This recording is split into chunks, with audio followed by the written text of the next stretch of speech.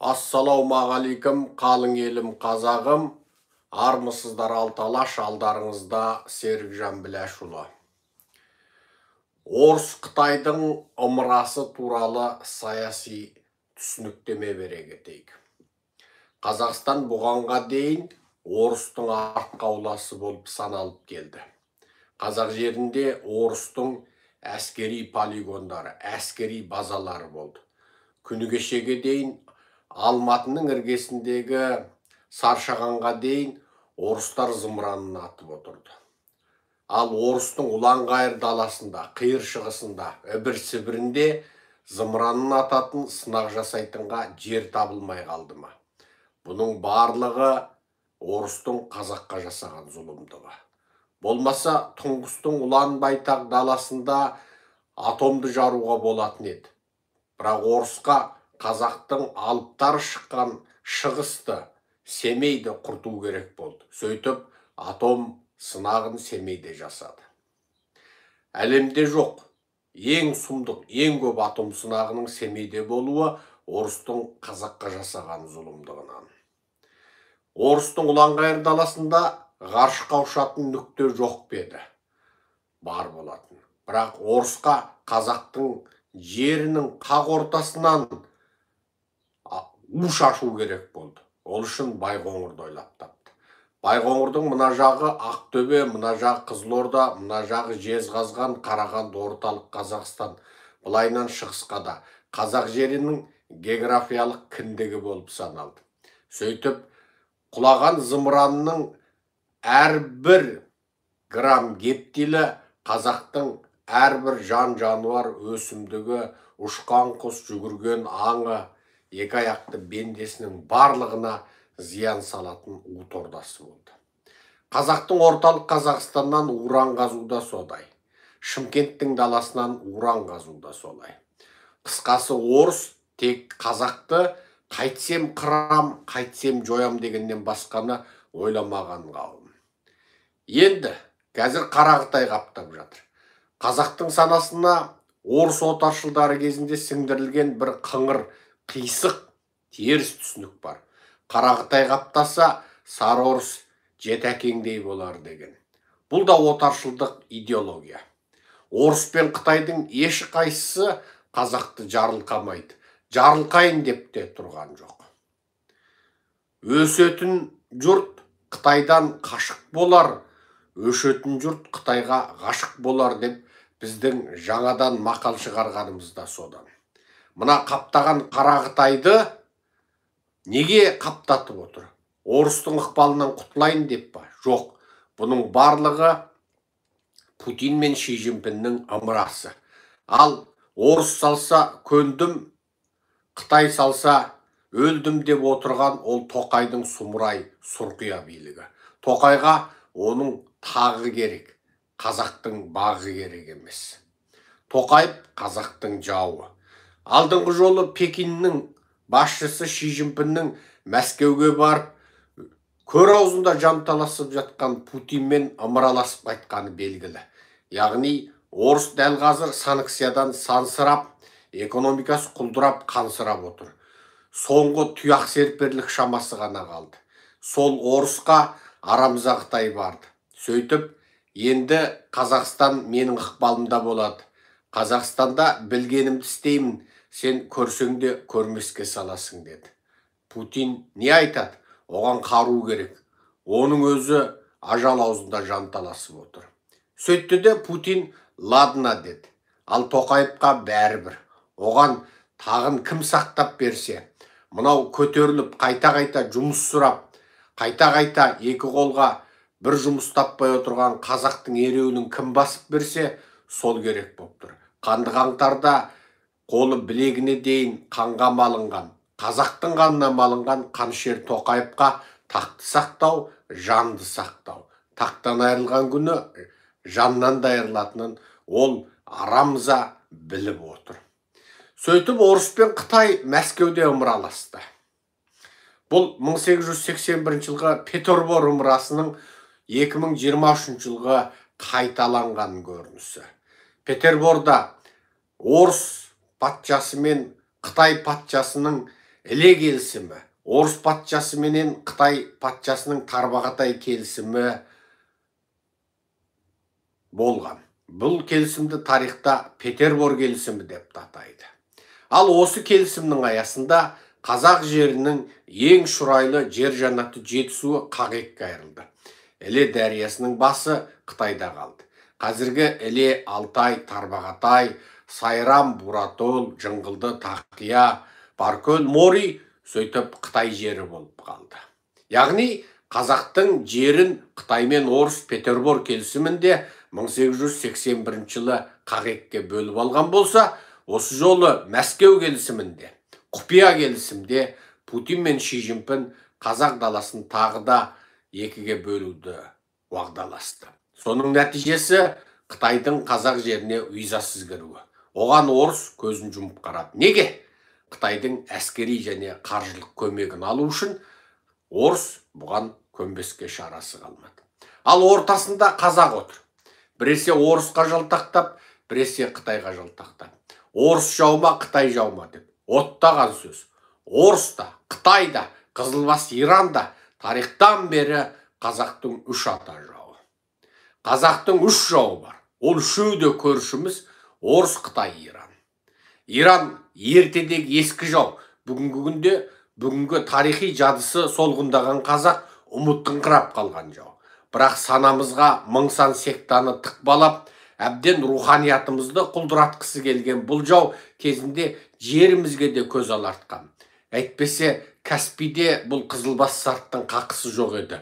Бүгін Каспийдің бір бөлігін иемденіп отырғаны да осы Қызылбастың кезіндегі жаулығының бір көрінісі. Болмаса Каспийдің айналасы, қазақ айтатын теңіздің төрт бұрышы түгелімен қазақтікі еді. Әрине, теңіздің солтүстігіне кеше Қандауыз Орыс келіп, Қандауызын салды. Білесіздер, Еділ далды, Жайық далды, енді алмаған нен қалды деп ноғай бауырларымыз жылағандай, енді бұл Қытай Ілен алды, Ертісті алды. Іле мен Ертістің басын 1881 алған Қытай енді Іле мен Ертістің аяғын алмақ. Іленің аяғы Балқаштың көліне кеп құяды. Ертістің аяғы солтүстік мұзды мұхитқа барып құяды. Қытайдың арман осы. Ертістің басында аяғында алмақ, Іленің басында аяғында алмақ. Сондықтан ортадағы аңқау қазақ Орыс жаума, Қытай жаума, Орыс дос еді, Қытай жау еді деп қиялданбай-ақ қой. Немесе кімде-кім Қытайға сөйлесе, Қытайға қарсы сөйлесе, кімде-кім Қытайдың визасыз кіруіне қарсы болса, ойбай мынау Мәскеудің итаршысы, ойбай анау алай деп оттама. Айналайын, сорлы қазағым, сені Орыс та, Қытай да тарихтан бері ешқашан жарылқаған жоқ. Сені жарылқасаң, өзің жарылқайсың. Құдайдың жарылқағанын, Құдайдың жанашығанын күт. Ешкімнен жақсылық күтпе. Осы ұғымды қазақтың санасына сіңдіру үшін осыны айтып отырмыз. Бұл әлсіздіктен, аңқаулықтан бізге анау көмектеседі, бізге мынау көмектеседі деп үміт ету, қиялдау барлық әлсіздің ортақ психологиялық кемшілігі. Американы айтсаң, ой, Америка арабтарды не қылды, Палестинді әйтті, Сирияны бүйтті деп оттап шыға келеді.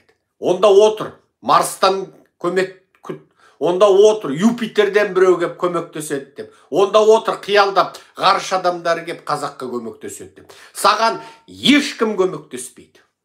Америка, Еуропа саған көмектесуге міндетті емес. Ал Қытай жауың, Қызылбас сарт жауың, Орыс жауың. Енді не істейсің? Отырасың ба тотиып, біреу кеп көмектеседі деп, Әблязов келеді, Серікжан келеді деп, құтқарады деп отырасың ба? Қарақытай қаптады. Қолыңдан не қарекет келеді? Тікенің бар ма пісетін? Пісіп ал. Қандай қарсылығың болады? Қандай наразылығың болады? Ұйымдас, той жасағанда 500 қазақ жиналасың, 1000 қазақ жиналасың.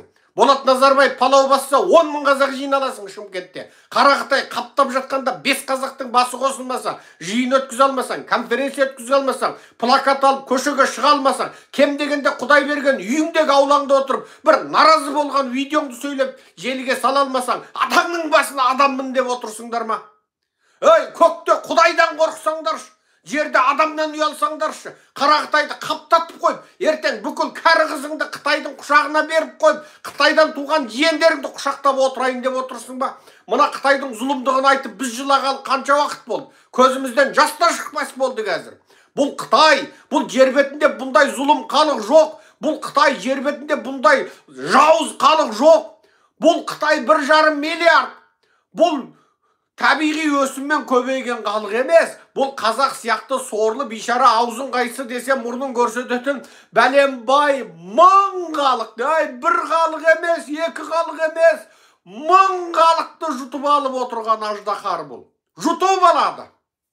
Бұл ертең Қара Қытайын қаптатып сойып жейді сені, сойып жейді. Ана оңтүстік Вьетнам жақтағы халықтарды кәдімгідей қарақшыларын жіберіп, солардың еті дәмді екен деп үгіттеп, уағыздап, солардың жас баласын, туа салған баласын сойғызтып жеген. Бұл Қытай құрт құмырсқа бақа шаянды жейтін Қытайға сенің балаңды сойып жеу түк емес. Африкаға кен қазғалы барған Қытайлар, Африкадағы қара зеңгілердің бір жерін жесе, еркектік қуаты артады екен деп, соларды сойып жеген. Сол кен орнынан жердің астынан бәленбай мың қара зеңгінің сүйегі шыққан. Бұл Қытай нені жесе соны қуат береді дейді. Қойдың бүйрегін жеп, бүйрегім қуаттанады, еркектігім артады дейді. Анау бұқаның, қошқардың, тағы бір қазақ жемейтін жерлерін жеп, біздің еркектік қуатымыз артады дейді. Ертең қазақтың етін жесең, қазақ сияқты күшті боласың. Азияның боксы мен секісінде ең алдыда қазақ дейтін халықтың ойбай еркегін сойып жесең керемет болады екесің десе, Қара Қытай қаптайды, сосын жоғаласың. Бұл мен қорқытқаным емес. Юннан, Сычуан провинциясы, қазіргі Қытайдың провинциясы болып отырған сол өлкелерді жаулап алған кезінде Қытайдың идеологтары, ана топас, надан, тобыр, бақа көрседі, құрт көрседі, шаян көрседі, анау нәжіс әжетханадағы бір қылдаған құртқа дейін теріп алып жей беретін осы халыққа, мына халықтардың етін жесең өмірің ұзақ болады екен деді. Міне Гуандон провинциясында, Кантон провинциясында, Қытайдың ең атақты провинциясы, туған баланы, жаңа сәби баланы жеп, өмірімізді ұзартамыз дейді. Бұлар ашхади кәфірлер бұлар. Жер бетінде бұндай жауыз халықтың мен екіншісін көрген жоқпын. Ертең анау хайуан екеш, хайуанның өзінің төлін өзі жемейтін, зұлымдық істейтін Қара Қытайды жеріне қаптатып қойып, содан орган саудасының көкөсін көресің. Орган саудасы деген не? Бауыр, бүйрек саудасы. Қазір бүкіл адамзатты шошытып отырған Қытай. Бір бүйрек $260,000, бір бауыр $320,000. Мен 2017 жылдан бері бұның сан цифрларын айтып келемін. Қара Қытай енді қазақ жеріне келе. Енді сенің жас бозбалаң жоғалады. Жас бойжеткенің жоғалады. Енді сенің сәби балаң ұрланады. Қытайда сен ұялы телефоныңды жоғалтып алсаң, 10 минуттың ішінде полицей тауып әкеп береді. Бірақ сенің балаң жоғалса, Қытай 10 жылда тауып әкеп бере алмайды. Қытайда бала ұрлығы дүние бойынша ең бірінші орында.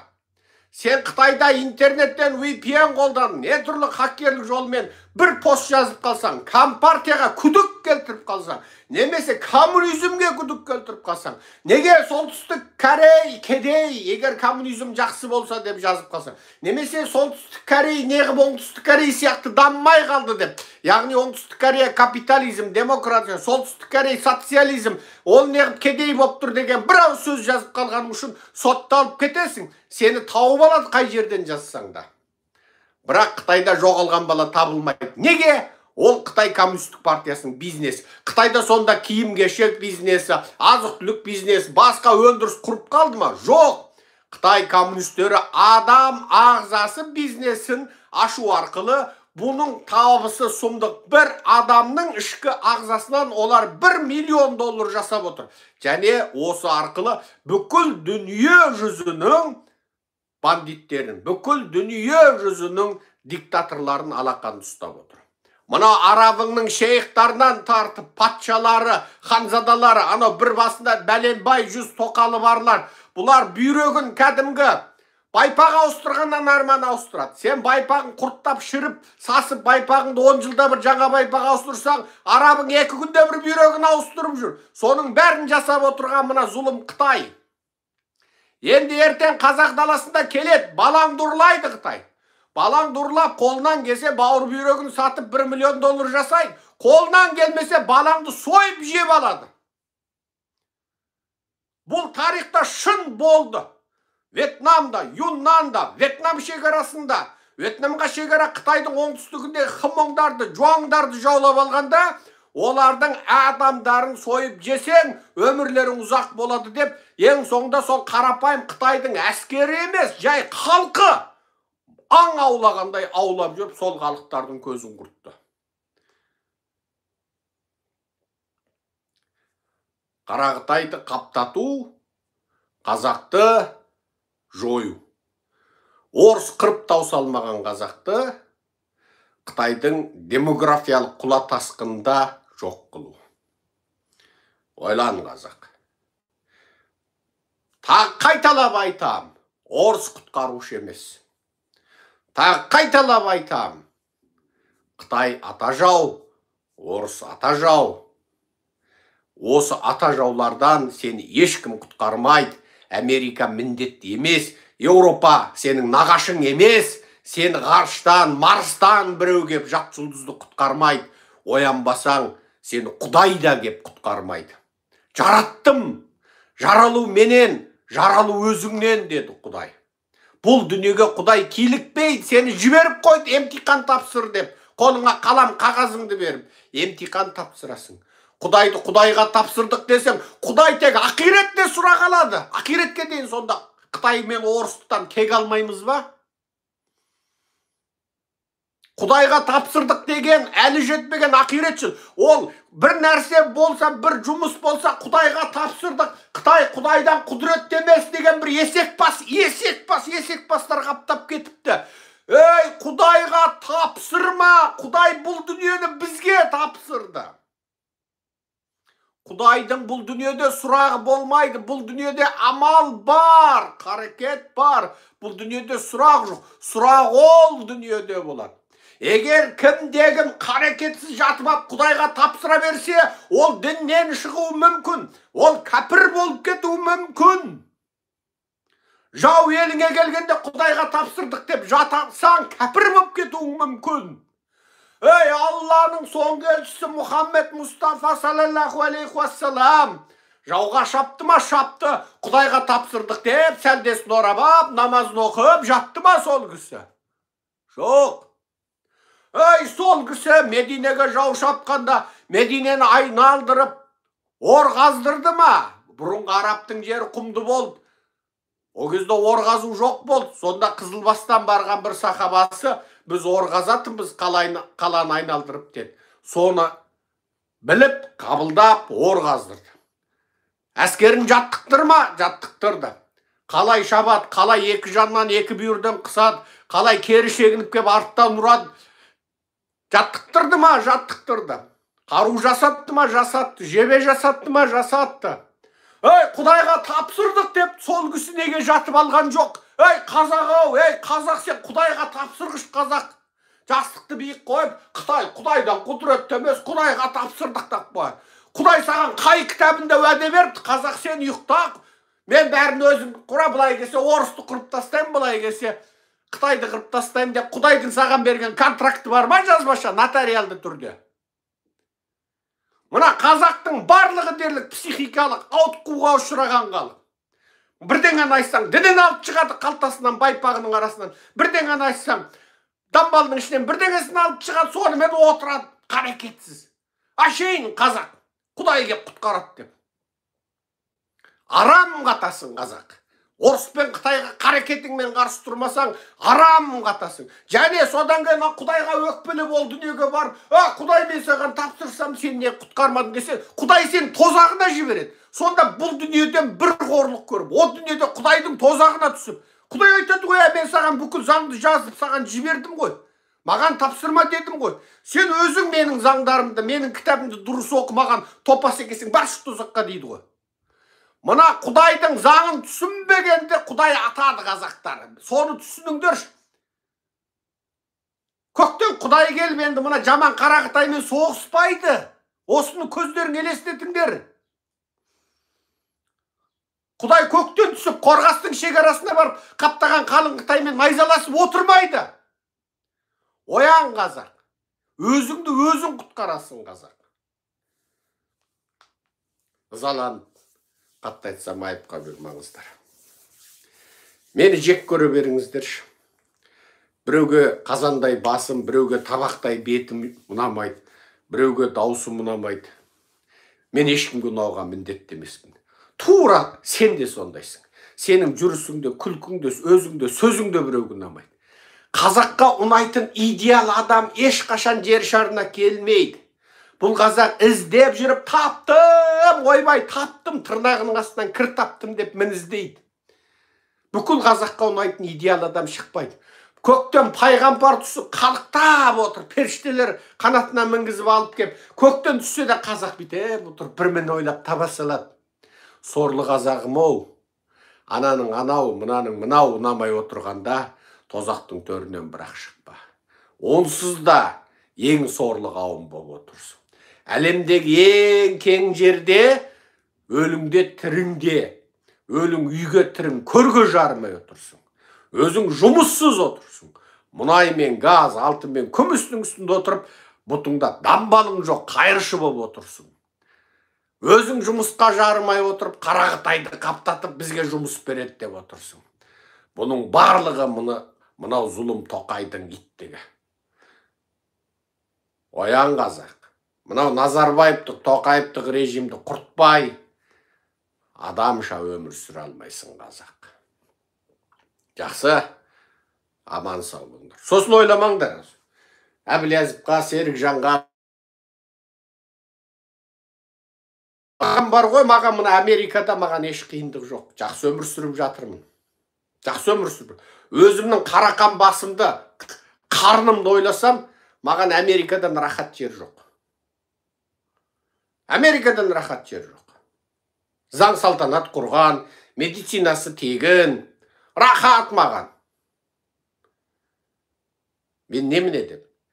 Мен анау қалың қазағымды ойлап отырмын. Ата бабаның жан алып, жан беріп, әрбір түйір топырағын қанымен суарып алған қазақтың қасиетті жері, мына бүгінгі құлданған, санасы салданған, біреуге жәннат орнатып береме деп отырған надан қазақтың кесірінен орыс пен Қытайға телім-телім болып, қайтадан құлдыққа түсеміз ба деп алаңдағаннан айтып отыр. Қарақан қара басымды ойласам, ішкенім алдымда, ішпегенім артымда. Қарақан қара басымды ойласам, мен халаулайлым, қаулайлым деп жүре беруге әбден жағдайым жетеді. Мен қазақтың баласын ойлап отыр. Бүгін сен қазақ шығарсың, бірақ ертең ұрпағың Қытай болады. Бүгінгі қазақтар, ертеңгі Қытай болатын бүгінгі қазақтар. Ойлан, мен соны айтқым келеді. Аман сау болыңыздар, құрметпен Серікжан Біләшұлы. Оян, оян деп шаршадым. Енді айтайын, ұйықта қазақ, ұйқың жайлы болсын. Ұйықта.